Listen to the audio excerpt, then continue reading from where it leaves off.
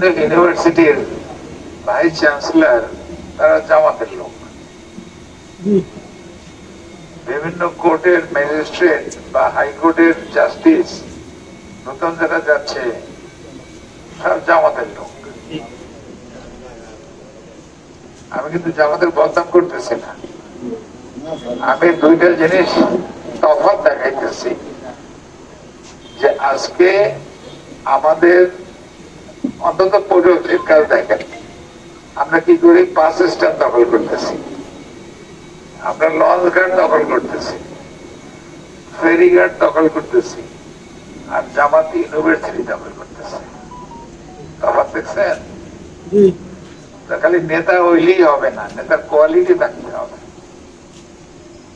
যদি নেতা মনে করে যে চাঁদাবাজি করাই তার কাজ, দখলবাজি করাই তার কাজ, তাহলে আমাদের নেতৃত্ব দেবে কখন?